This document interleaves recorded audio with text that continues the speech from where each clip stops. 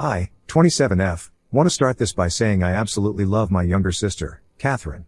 I have no idea what has happened in the last few days that has caused her to completely change her feelings towards me. You see, I have been raising and taking care of my younger sister, who is currently 24 years old, ever since our parents passed away. I was just 19 years old and Catherine was 16 years old when our parents met with a car accident while driving back from church. We were heartbroken, to say the least. Not just because we had lost them, but also because the last time we spoke to our parents, we were all fighting. Our parents were extremely controlling since the time we were born. Being the eldest child, I was literally their scapegoat for everything. I was not allowed to wear certain colorful clothes or go out with open hair, as my mother felt that it would attract boys. She would tell me how I needed to act like a girl all the time and would teach me things like to cross my legs while sitting and to not drink water directly from a bottle. I know how ridiculous this sounds, but believe me, this is what my mother was like. She would strictly check my appearance every time I had to step out of the house and would smack my hand with a ruler if I was not abiding by her rules. I remember once at a school fair, I wanted to wear a skirt just like all my friends had decided. I knew my mother would say no, so I decided to sneak my skirt into my backpack so I could later change into my school washroom and take pictures with my friends. Well, it turns out, it was a huge mistake. Someone's parents who also belonged to the church spotted the four of us wearing skirts and complained about it to our parents. Suffice it to say, my parents were furious.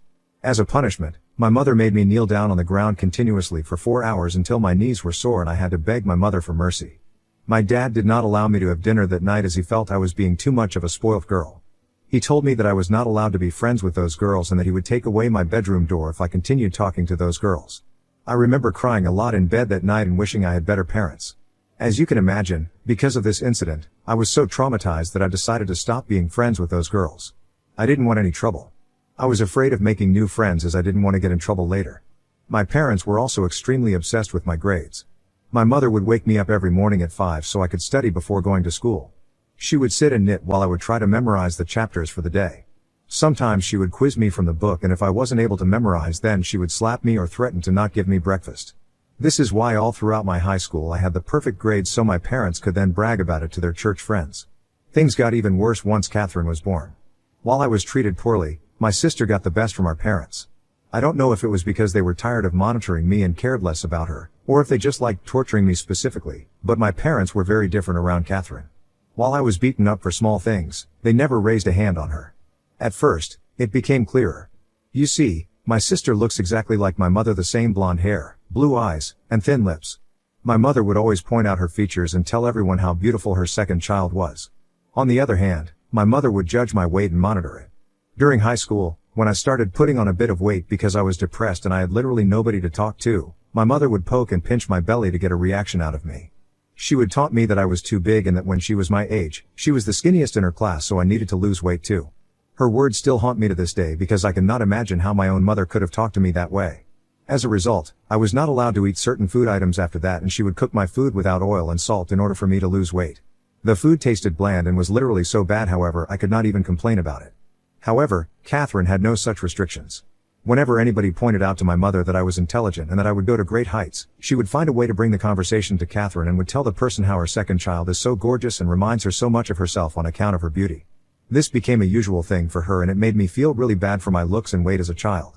Can you imagine how it feels to hear your parents constantly compliment one child just because they look similar to them while I was made fun of for my weight? My mother would remind me every day that I needed to look presentable and beautiful if I ever wanted a husband in the future, otherwise I would remain an embarrassing spinster for life. When I was in 8th grade and my sister was in 5th grade, my mother started trying to convince Catherine to take part in a children's beauty contest. Now Catherine has never been a confident child, hence she was understandably apprehensive about walking and talking in front of an audience. She tried to refuse, but mother was adamant. She assured Catherine that it was going to be fun. Turns out that Catherine won the contest, and I think this was the day that changed all our lives, perhaps for the worse. After this, my mother became obsessed with Catherine and would force her to take part in multiple beauty contests in a year. My dad would support this idea as well because they were winning cash prizes, which he loved. Catherine would sometimes tell me how scary and uncomfortable she felt during these contests, since there were a lot of grown men who would stand around the stage and ogle at them. Apparently, a few of those men would even approach our mother and encourage her to bring Catherine to various auditions, which my younger sister was not at all comfortable with. Clearly, this was all my mother's dreams, and she was trying to live vicariously through her daughter. I felt so bad for Catherine that I tried talking to my mother about it, but as usual, I was dismissed before I could even finish my point.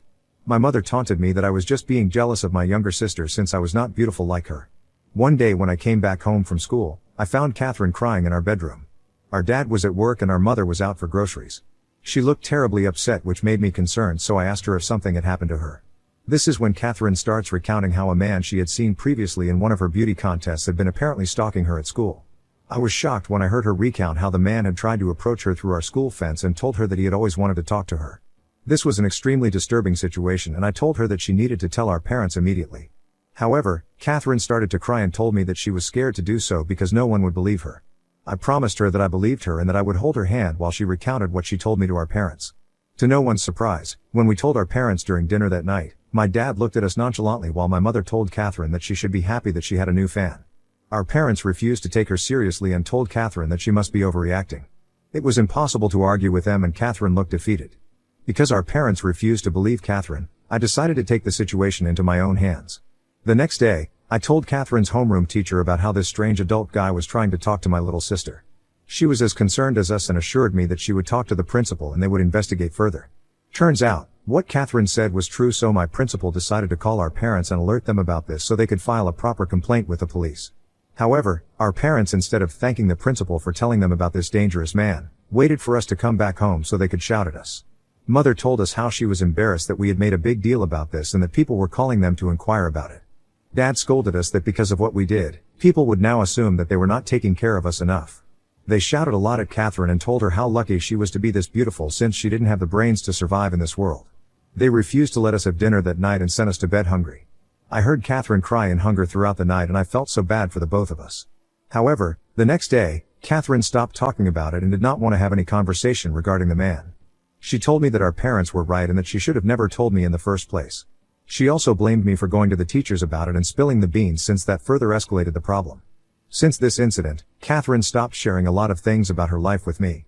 Although lucky for her, our teachers kept a sharp eye on her in case if the man ever returned. She sort of blamed me for how things turned out with our parents. It is also important to note that my mother would constantly criticize me to my face and behind my back to Catherine, and I guess this made my younger sister respect me a lot less. She started to dislike me for being so different from her. When previously, we at least had each other to share our secrets with, after the incident, she kept to her side of the room and seldom talked to me. Catherine went on to win more and more awards and made my parents very happy. She would closely monitor her food intake to make sure she was not gaining weight and would judge me if I ever had a pizza or a burger. As you can imagine, we did not remain close as I grew tired of her talking and behaving like our mother. She would even taunt me just like our mother to lose weight, even though I was never overweight to begin with, but in their minds, they expected women to look a certain way and hated me for looking different. When I started wearing glasses, she would sometimes tease me about how embarrassing it was for her to have an older sister who looked like me and that her classmates would tease her about it. As much as I felt bad for myself, I felt bad for her too for turning into our mother. When I graduated high school, I could not wait to leave my house and finally be free at college. But it turns out my parents did not want me to pursue higher education. They started to tell me how they knew a nice church guy who was looking to get married and that they had discussed and felt I would be perfect for him. Just out of curiosity, I asked them about who it was and it turned out to be a 32-year-old guy they knew from church. I almost puked when I found out and I could not believe the audacity my parents had to even think about this. My mother tried to convince me that being 18 was the best age for me to get married and that I may not get such a good guy ever again. I vehemently refused and started applying to colleges so I could get out of the hellhole as soon as possible. I also took up a part-time job so I could earn some money in the meantime. When my dad realized that I was earning money, he started to insist that I needed to start paying him money for my groceries and bills as he didn't want to house a freeloader like me. I had no choice but to agree. Weeks and months passed by and I was not getting any reply back from college, which worried me. I knew I was an excellent student, so there was no reason why a college would not select me, but even if they didn't I would at least receive a rejection letter. One morning, when I woke up early, I found my mother sneaking mail from our mailbox into her closet. My suspicions were up and as much as I wanted to confront her about it right then and there, I knew she would not give me a straight answer, so I waited for her to get out of the house for errands. Later, when she left, I checked her closet and this is how I found out that my mother had been hiding letters from my college for the past few months. I opened the letters to discover that I had been accepted into 2 universities, which almost made me cry tears of joy. One of these universities was offering me a full scholarship as long as I could maintain excellent grades. I immediately called back the college number so I could accept their offer and agreed to send all my documents. That day, for the first time, in a long while, I breathed a sigh of relief as I realized that I was finally getting out of this house. I knew there was no reason to confront my mother about her hiding my letters as she would deny it and come up with an excuse, hence I kept my mouth shut until it was time for me to move away to college.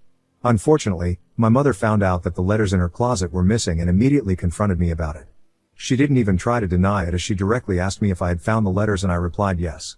She then started to shout at me for going through her things and told me that I needed to drop this idea of going to college as this is where girls go to get pregnant. I laughed hearing how ridiculous she sounded as she then continued telling me that I needed to find a guy and settle down as nothing is more important for a woman than becoming a mother. I told her firmly that I had already been accepted into college with a full scholarship, so whether I liked it or not, I would be moving. She was furious that I was trying to rebel against her. Later, when Dad came back home, she complained to him about me telling him how I was trying to sneak off to college behind their backs. He joined my mother to shout at me and demanded that I call back my university and reject their offer. I refused, so then he told me that I needed to empty my bank account and pay him every penny I had saved up in the account to pay him back for taking care of an ungrateful child like me all these years. I told them that there was no way that I would give them any more of my money and that I had worked so hard to save up for college so I could survive on my own. This infuriated my dad and he asked me to get out of his house. Now these are words that no child would like to hear from their parents, but that was the reality for me. At the age of 18, I was kicked out of the streets. Throughout our fight, Catherine refused to speak up for me or offer me any help. I mean, I knew she could not do much, but I still thought that as my sister, she would have my back, but she clearly didn't. As a homeless person, I decided to reach out to my pastor for help. He was surprised to hear that my parents had thrown me out and immediately helped me get in touch with a local shelter. The shelter provided me with a temporary place to stay and connected me with resources to help me out. Despite how tough this was, I was still happy because I knew that this was just a temporary thing until I could go away to college. I continued to work and save as much money as I could throughout this time. My situation did not go unnoticed and many people from our community reached out to our parents to shame them. My pastor gave them a stern talk about how terrible they were as parents. I guess this is why my parents must have started to feel guilty because they tried to get in touch with me and asked me to come back home. Dad told me that I would have to pay a small rent fee to him, but otherwise, he was fine with me moving back home with him. I refused and told him that I would rather sleep in this shelter or on the streets than ever share a roof with him and mother. I stuck to my words and in a few months, when I finally went away to college, I knew that our relationship was completely done. This is why I had not talked to my parents in a year and Catherine didn't have a phone of her own as our parents refused to get her one, so I had no way to stay in touch with her. One night, I woke up to several calls from an unknown number and when I picked up, a nurse told me that our parents were in the hospital and I needed to come down immediately. I asked them if Catherine was okay and they told me that she wasn't in the car but that she was badly shaken up. I had to take a bus to go back home and it took me a few hours to reach the hospital. I guess Catherine was alone during this time because the moment she saw me, she screamed at me about being late and how selfish I was to not even be by our parents' side as they were dying. I tried to tell her how my college was quite far away and it's not like I could just fly here, but she wasn't ready to listen. Later, when we talked to the doctors, they told us that our parents were in critical condition and there was a high chance they might not recover. Hearing this, Catherine broke down crying while I held her and tried to be strong. I know I didn't have the best relationship with my parents, but I still didn't want them to die.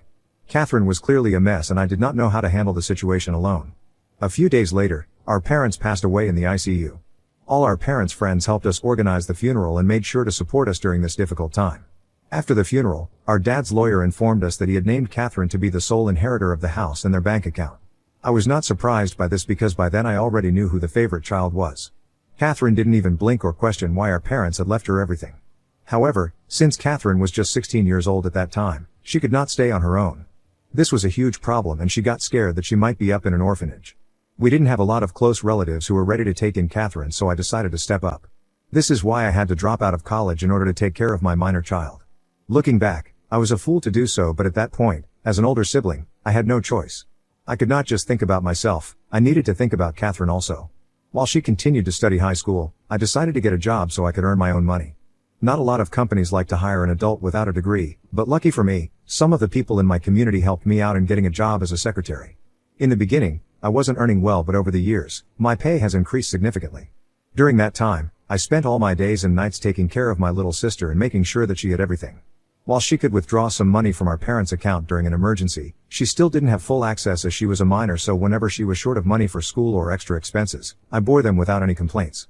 After graduating high school, I encouraged Catherine to apply to universities expecting that she could get a degree, unlike me at least.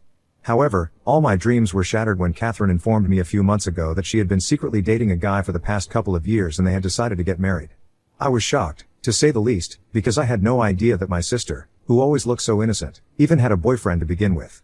I was also confused about why she had kept it hidden from me after our parents had passed away, but when I questioned her about it, she told me that she didn't think it was that much of a big deal. She then went on to say, without missing a beat, how she would love for me to organize her wedding since I had such good tastes. I was surprised that she wanted me to be involved since she never liked the way I dressed or my hairstyle. However, I thought maybe my sister had grown up and this was a chance for us to bond. Throughout the wedding planning, whenever I would tell Catherine that I wanted to meet the guy, she would come up with an excuse about why I couldn't see him. One time I put my foot down and demanded that I needed to meet the guy she was about to marry, so she let me talk to him on the phone. He sounded decent, so I knew this was very much real and was in fact happening. He told me that they had been in a long-distance relationship for a few years and that was the reason why I'd never found out about it.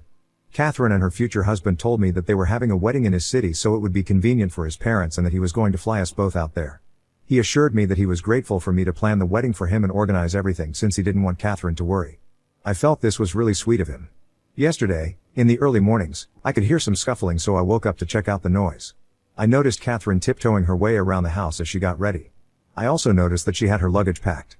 Having just woken up from a sleep, I was confused for a moment, so I looked at her curiously. When I asked her about where she was going, she jumped in fright as she had not seen me standing silently in the stairway. I asked her if something had happened and she turned red in embarrassment as if she was trying to hide something from me. She then looked me straight in the eye and told me that she had hoped I would not have woken up since it would have made things so much easier. I asked her what she meant and she went on to tell me that she was leaving. She told me that now that she was getting married, she didn't want to live in this house anymore. My eyes widened in surprise as I searched her face trying to decipher if she was pranking me or not. I asked her what about her house and she replied that she had already contacted a real estate agent and given them a copy of her keys so they would be showing it to potential customers. I then asked her what about me since she was doing all these things without even giving me a heads up or discussing it with me. Catherine shook her head and told me that there was nothing for her to discuss and that she knew I would overreact, which is why she wanted to silently walk away from me. I don't know why, but hearing her hurtful words, my eyes filled up with tears, which only made Catherine more irritated, I guess. She continued to tell me how she had hated living with me all these years and she never really considered me as her sister, which is why she didn't want her future husband to meet me. I asked her what about the wedding and she laughed, telling me that I was ridiculous for even asking about it because I should know my place and that I was just an unwanted trash in her life. She then informed me that her cab was waiting outside to take her to the airport, so she didn't have time to answer any of my questions. Before closing the door, she told me not to ever contact her again and that I should move out as soon as possible so that the house could be sold in time. After she left, I remember sitting down on the floor and just taking it all in. For a moment, I felt like I was in a bad dream, but this very much seemed real.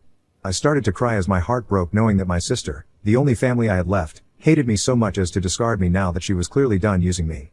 I had given up my scholarship, degree, and dreams to take care of her, and she had tossed me aside like I meant nothing. In a fit of anger, I decided to call the wedding florist and singer to cancel their appointments. I had been paying for them as a gift to my dear sister, but now that I knew I wasn't invited, I felt no obligation to continue. I know my sister is in for a surprise since she won't be able to rebook them, especially the singer who will likely get booked up. She's probably going to call and shout at me, but I don't care. I am so hurt by her betrayal. I just don't understand where I went wrong in my life. Did I do something to make my sister hate me so much? Ida for being petty and trying to get back at my sister after being uninvited from her wedding? Update 1. Hey guys, so I feel much better after reading all your stories. Thank you to everyone who reached out to me in my personal DMs to check in on me. I promise I am doing much better now that I know I am not alone. To everyone asking as to why I sacrificed for my sister, I do blame myself. As the oldest, I thought this was what I was supposed to do. I think it would have been better for me to continue getting my degree and Catherine should have lived at an orphanage, but now it's too late to regret. I feel like moping about my decision years ago is not going to change anything. Update 2. Okay, so as expected, my sister called me to yell at me for canceling her florist and wedding singer. At first, I didn't pick up her call, but after her persistently calling me, I decided to pick up. She told me that apparently, I had no right to cancel them without at least giving her a heads up and that she could have paid for them instead. I laughed and told her to never call me back again as I had done exactly what she deserved. She continued to tell me how both she and her fiancé think that I am extremely selfish and that this is why our parents never loved me. Before she could speak further, I disconnected the call as I felt so pissed hearing her words and blocked her immediately. I have no idea how she has the audacity to be angry at me when she literally abandoned me and asked me to move out while I spent years of my life sacrificing and taking care of her. How can some family members be this ungrateful and vile? I am just done with her. I don't care if her man brainwashed her or she has always been this way. She can do whatever she wants. I am done. Update 3. Hey everyone. It's been several months since I last updated here. I just wanted to let you know that I moved out of my sister's place and I am currently living in a rented apartment. I have blocked my sister from everywhere and she doesn't have my new address, so there is no way she can ever disturb my peace. I have no idea about her life, but as much as I am angry with her, I wish her nothing but the best. A lot of y'all pointed out to me how our parents are to be blamed for traumatizing both of us, and this is exactly why I don't hate my little sister even after everything she put me through. I know she will get her karma, and when she does, it will be on her own. I am concentrating on taking care of myself and focusing on my skincare and job. I have started to go out for mini self-dates which bring me a lot of joy. I have been reading self-care books and joined a gym. I am mentally much better than I was a few months ago. I think I'm going to be just fine. Thank you to anyone who stuck by me through this wild ride.